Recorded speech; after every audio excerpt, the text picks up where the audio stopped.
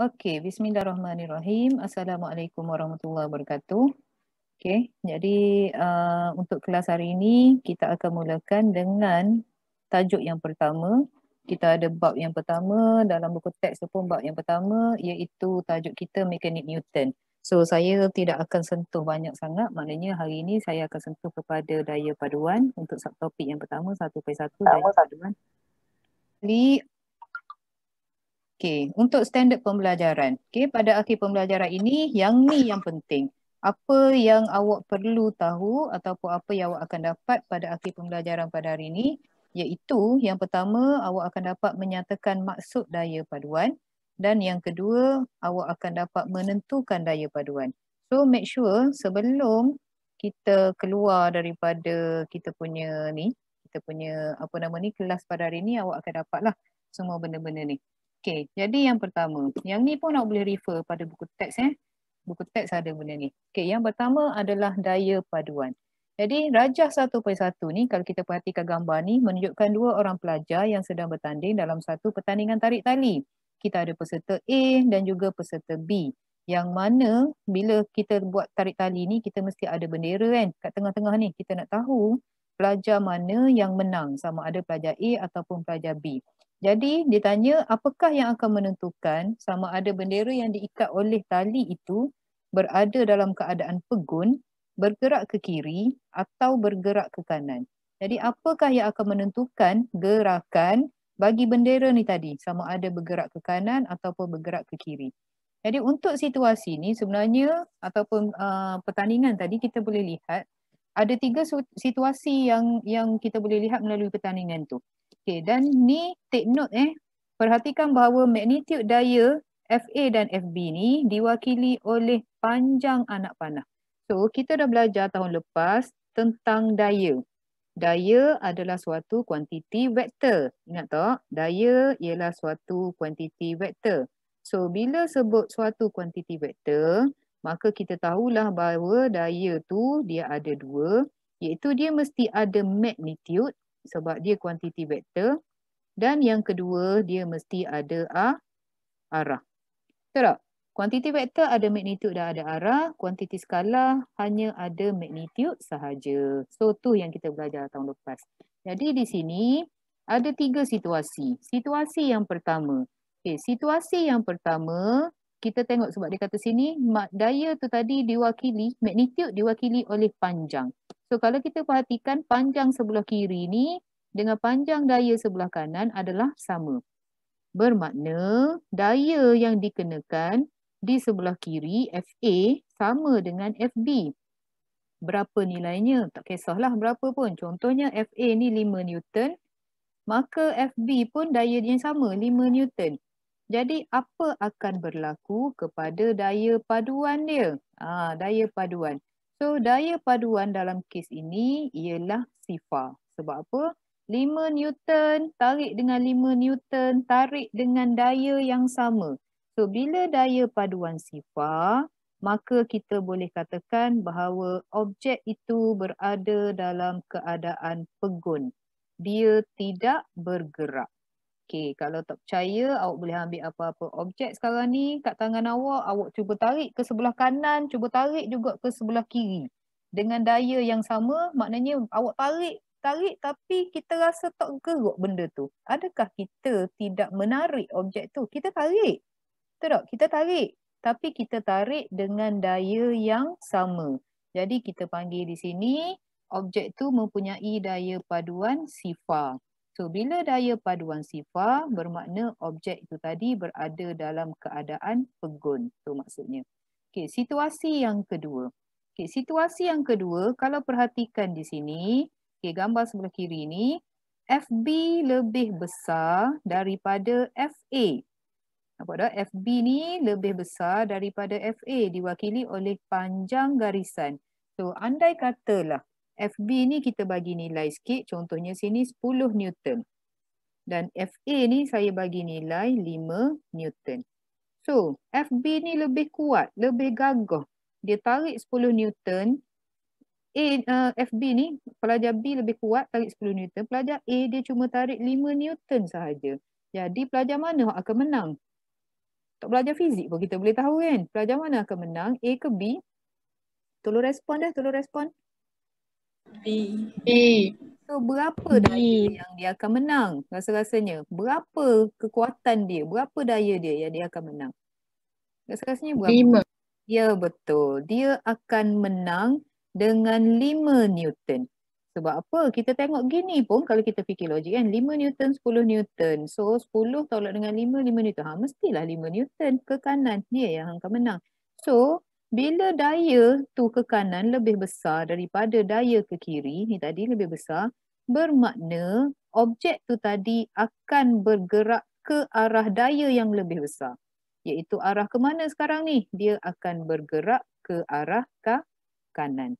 Okey, boleh faham So, tu situasi yang kedua, objek akan bergerak ke kanan kalau FB tu lebih besar. Dan situasi yang ketiga, okey, sekarang ni peserta A ni lawan balik kan. Dia bagi daya yang lagi besar. Okay, contohnya FA ni dibagi daya 20 Newton. FB, pelajar B masih mengekalkan nilai dayanya 10 Newton. So, kita dapati bahawa daya FA lebih besar daripada FB. Maka FA akan menang. So, tali ni tadi akan bergerak ke arah kiri. Okey, boleh faham tak ni setakat ni? Boleh? So, ingat Boleh. kita ada magnitude dan juga ada arah. Sebab apa dia ada magnitude dan arah? Sebab daya adalah satu kuantiti. Kuantiti apa guys? Vektor. Ya betul. Kuantiti vektor. So itu adalah daya. Jadi kalau kita ingat balik yang kita belajar tahun lepas, kita ada daya tarikan graviti bumi. Ada magnitude dia. Berapa daya tarikan graviti bumi? 9.82 kan? MS negatif 2. Kemana arah dia? Arahnya adalah menuju ke pusat bumi. Jadi itulah bendanya. Okey, seterusnya. Jadi kalau soalan tanya, apakah itu daya paduan? Sebab tadi kan saya kata untuk hari ni awak akan belajar dua benda. So make sure awak dapat benda ni. Yang pertama tadi maksud daya paduan. Apakah itu daya paduan? Daya paduan ialah daya tunggal yang mewakili jumlah secara vektor dua atau lebih daya yang bertindak ke atas sesuatu objek. Itu adalah daya paduan.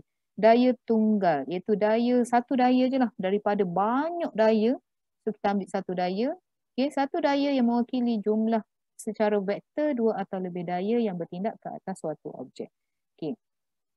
Macam mana kita nak menentukan daya paduan? Tadi saya dah tunjuk dah juga sebenarnya nak tentukan dia dengan hasil tambah dan sebagainya. Tapi sini kita akan tengok secara lebih terperinci. Jadi untuk situasi satu, dua daya yang bertindak ke atas satu objek pada arah yang sama. Sebagai contoh, kita ada kotak ni, okay, ditarik oleh dua daya pada arah yang sama, arah ke kanan. Kedua-duanya arah ke kanan. So, daya yang pertama 8 Newton, daya yang kedua 4 Newton. Jadi, mula-mula sekali kita kena kira daya paduan dia. Berapa magnitude daya paduan? So, magnitude daya paduan masing-masing ke arah yang sama, maknanya arah kanan, arah positif. So, F sama dengan 4 tambah dengan 8. Okay, jadi kita akan dapat 12 Newton. Ini magnitude dia, nilai dia. Okay, yang kedua, kita kena ingat daya adalah sejenis kuantiti vektor, maka dia akan ada arah. So, 12 Newton ke arah mana? Inilah perginya 12 Newton ke kanan. Boleh? Itu adalah daya paduan. Untuk situasi yang pertama, bila dia bertindak ke atas satu objek pada arah yang sama. Okey, kita tengok pula untuk situasi yang kedua. Okey. Untuk situasi yang kedua, dua daya yang bertindak ke atas satu objek pada arah yang bertentangan. Okey, sebagai contoh yang A ni arah bertentangan, okey, 8 Newton ke sebelah kanan dan 4 Newton ke sebelah kiri. Jadi yang pertama sekali kita kena kira magnitude dia. Magnitude daya paduan bila sebelah kiri nilainya adalah negatif. Okey, bertentangan negatif 4 ditambah dengan 8, maka kita akan dapat 4 Newton. So kita dapat nilai positif. Apa maksudnya bila kita dapat nilai positif? Maksudnya di sini daya paduannya adalah 4 Newton ke kanan. Okey, 4 Newton ke kanan. Tu maksudnya. Okey, yang kedua, situasi kedua untuk yang kedua B. Okay. Kali ni kita perhatikan daya ke sebelah kanan adalah sebanyak 2 Newton. Manakala ke sebelah kiri sebanyak 9 Newton. Okey, so sebelah kiri ni lebih besar berbanding sebelah kanan. Jadi berapa magnitude daya paduannya? Magnitude daya paduan, kita kiralah negatif 9 tambah dengan 2, maka kita akan dapat negatif 7 Newton. Jangan takut dengan negatif ni. Sebab dia adalah kuantiti vektor. So negatif di sini ada maknanya. Apa maknanya? Maknanya daya paduan tu tadi adalah sebanyak ni bukan negatif 7 ni typing error. Daya paduan adalah sebanyak 7 Newton ke kiri.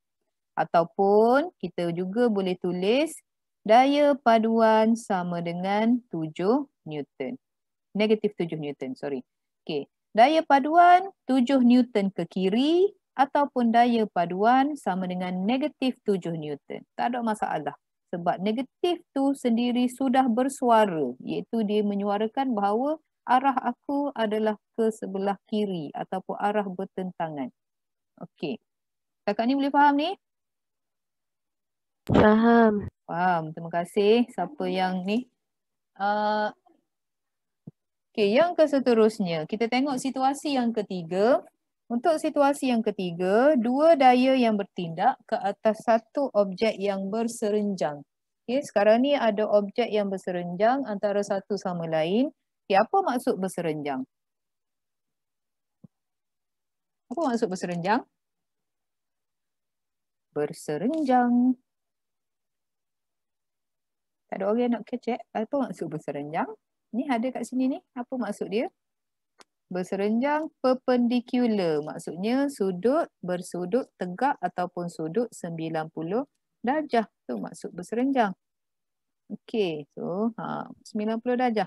Jadi bermakna kita ada dua daya bertindak pada satu objek yang mana ianya berserenjang. Okey ni. Daya yang pertama bahagian bawah 8 Newton. Daya yang kedua bahagian atas adalah 6 Newton dan dia berserenjang antara satu sama lain. Okey, ni saya terbuat lupa nak buat animation ni kan. Dia dah masuk terus. So, di manakah letaknya daya paduan?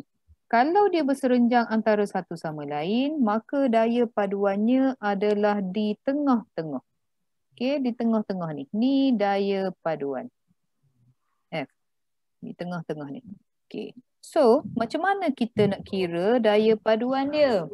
Cara nak kira daya paduan, kita boleh pakai teorem Pythagoras. Kita dah belajar kan teorem Pythagoras, yang mana teorem Pythagoras ni kita dapatkan bentuk segitiga bersudut tegak. Segitiga bersudut tegak gini.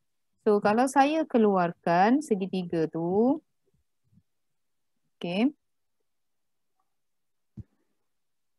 Kita akan dapat bawah ni nilai kita 8 Newton. Vektor daya yang pertama 8 Newton. Daya ke atas 6 Newton. Daya paduan kita di tengah-tengah. So sini adalah 90 darjah. Okey, macam mana kita nak kira nilai bagi hypotenuse? Ni dah jadi hypotenuse kan? Betul tak? So, nilai hypotenuse ataupun nilai F di sini, kita ada rumus kita iaitu F sama dengan punca kuasa 2. Ingat tak yang ni? 8 kuasa 2 tambah dengan 6 kuasa 2. Ni teorem Pythagoras ni. Kan? 8 kuasa 2 tambah 6 kuasa 2 akan punca kuasa 2 kan dia akan dapat F. So di sini kalau kita perhatikan 8 kuasa 2 64. 6 kuasa 2 ialah 36. So punca kuasa 2 64 tambah 36 ataupun punca kuasa 2 100, maka kita akan dapat 10 Newton. Okay, so daya paduan kita ialah 10 Newton. Tu caranya. Okay, jelas So, kalau awak boleh hafal, ni saya bagi nilai yang mudah. Kalau dalam matematik, biasanya pelajar akan hafal. Teorem Pythagoras kita ada beberapa ni lah kan, ada beberapa benda ataupun segitiga yang kita boleh hafal macam biasa je. Iaitu yang pertama, kita ada 3, 4, 5. Okay, yang kedua, kita ada 6, 8, 10. Tiga segitiga biasalah. Jadi ataupun pengiraan sebenarnya adalah begini. Tu situasi yang ketiga. Okey, seterusnya kita tengok situasi keempat. Okay, situasi keempat, dua daya yang bertindak ke atas satu objek yang tidak berserenjang. Maksud tidak berserenjang ialah tidak bersudut tegak, bermakna sudutnya bukan 90 darjah. Jadi sebagai contoh dalam gambar ni, kita ada daya yang pertama F1 dan juga kita ada daya yang kedua F2 yang tidak bersudut 90 darjah antara satu sama lain. Dia ada sudut dia sendiri. Okay. So macam mana caranya kita nak kira? So caranya ada dua. Iaitu yang pertama kita pakai kaedah segitiga daya. Dan yang kedua, kita pakai kaedah segi empat selari daya. Ada dua cara, kaedah segitiga daya dan kaedah segi empat selari daya. So, kita tengok dulu untuk kaedah yang pertama. Kaedah segitiga daya. Okay. Contohnya tadi, ni kita ada F1, F2. Okay. Kita boleh tarik ni sini, pilih skala yang sesuai untuk melukis garis yang mewakili magnitude daya itu. Okay, pilih skala yang sesuai. Saya buat balik sini gambar daya tu. Contoh. Okay, kita ada gini saat ni. F1 kita sebagai contoh, F1 kita adalah sebanyak 10 Newton. Contoh. Okay. Manakala F2 kita adalah sebanyak 8 Newton. Dan kita ada sudut di sini iaitu sudut kita alfa. Kalau dia bagi sini alfa, saya bagi nilai contohnya sudut kita 30 darjah. Alright. So, yang pertama dia kata pilih skala yang sesuai. Apa skala yang sesuai? Tak kisahlah terpulang pada kita. Contohnya awak nak pilih skala awak. Awak kata 1 Newton bersamaan dengan, bukan 1 Newton, 2 Newton bersamaan dengan 1 cm. Contohnya. 2 Newton ni mewakili 1 cm. So bermakna untuk F1, awak akan lukis garis tegak, garis mendatar menggunakan pembaris sepanjang 5 cm. Boleh? F2 ni pula awak akan lukis guna pembaris sepanjang 4 cm. Tu maksudnya. Okey. So ambil lah pembaris, lukislah ni F1 ni saat ni 5 cm. Saat ni 5 cm di sini. Okey, 5 cm di sini. Kemudian sudut 30 darjah. Awak pun buatlah sudut 30 darjah kat sini. Mesti awak confuse. Cikgu boleh tak saya buat sini? Okay, F2 dekat sini boleh. Dia sama je. Cuma kita sekarang ni nak buat segitiga daya. Sebab daya ni dia boleh bergerak dengan syarat sudut dia sama. Boleh? F2 tadi sebenarnya duduk di sini. F2. Tapi sekarang ni kita dah pindahkan dia. Okay. Pergi ke sebelah kanan. Right? Saya pindah ke sebelah sini. Okay, so kita padam ni sebab kita nak jadikan dia segitiga sebenarnya. Nak jadi segitiga. So 30 darjah di sini guna protractor 30 darjah. Kemudian tarik guna pembaris sebanyak 4 cm. Okay. Jadi di mana daya paduan dia? Okey, daya paduan sebenarnya duduk di sini. Dari hujung sini ke hujung sana. Itu adalah daya paduan. Okey, so kita pun tariklah ni sini ke hujung sini. Ini adalah daya paduan kita, F kita. F besar. Okey. So, nak tentukan magnitude daya paduan ni tadi, maknanya kita tentukan panjang dia lah. Kita ambil pembaris kita pun ukur lah ni pembaris. Saat ni kita ukur berapa panjang hak kita dapat.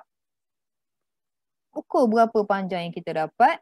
Sebagai contoh, kalaulah kita ukur panjang tu, tiba-tiba kita dapat panjang kita 6.2 cm.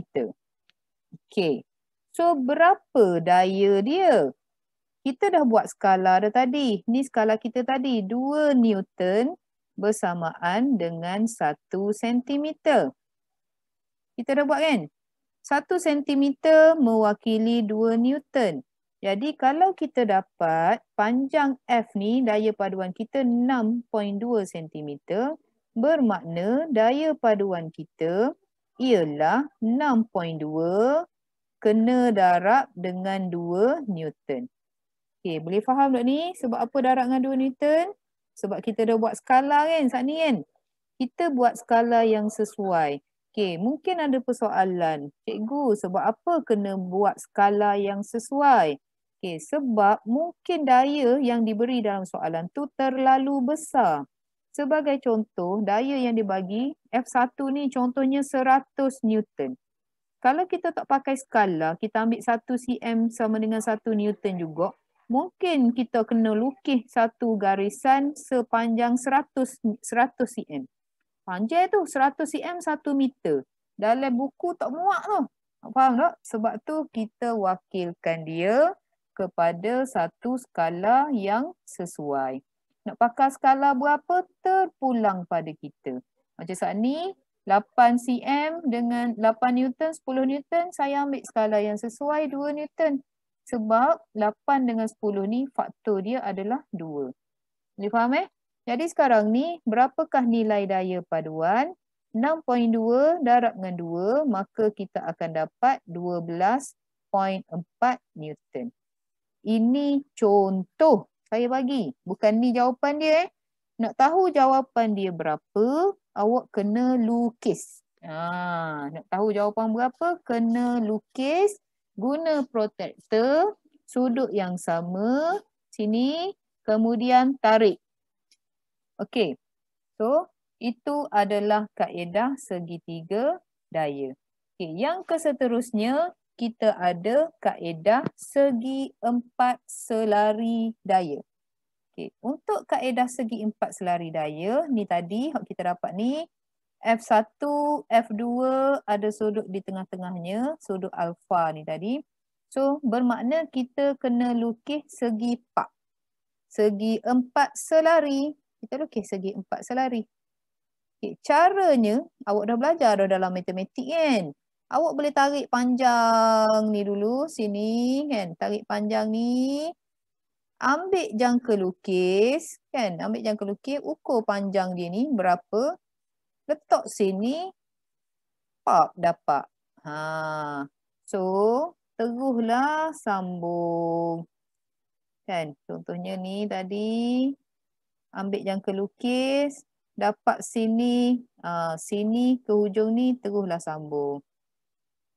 Dapat. Tu satu cara. Iaitu awak terus pakai pembaris, buat straight dulu sebab kita dapat garisan mendatar gini, so kita dapat gini. Ataupun cara yang kedua, kita memang pakai jangka lukis betul.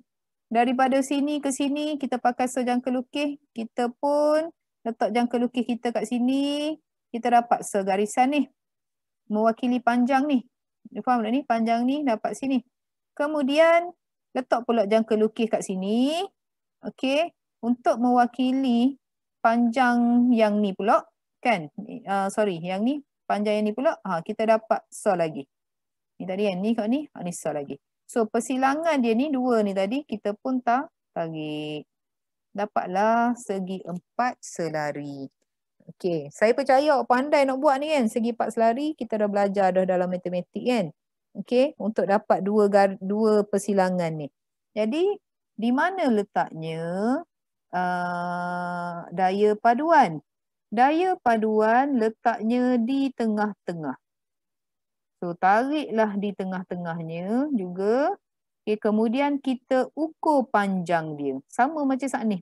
Okay, kita ukur panjang dia dan kita darabkanlah balik dengan skala yang dipilih.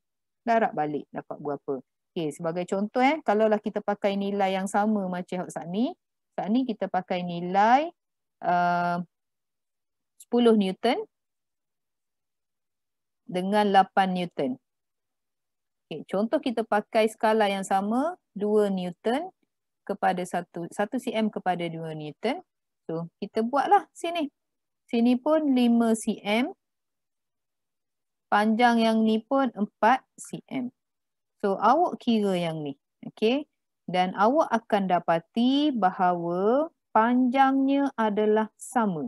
Guna kaedah segitiga pun sama dengan guna kaedah segi 4 selari daya. Okey, nanti kita akan buat latihan lepas ni. Kita akan buktikan bahawa ia adalah sama. Nanti kita buat kan. So, awak akan dapat nilai daya paduannya. Kemudian kita ada sudut. Sudut theta di sini. Sama juga bila awak ukur. Sudut theta bagi kaedah segitiga daya ni tadi. Nilainya adalah sama dengan sudut theta dengan menggunakan kaedah segi 4 selari daya. Okey. Boleh Boleh jelas ni setakat ni?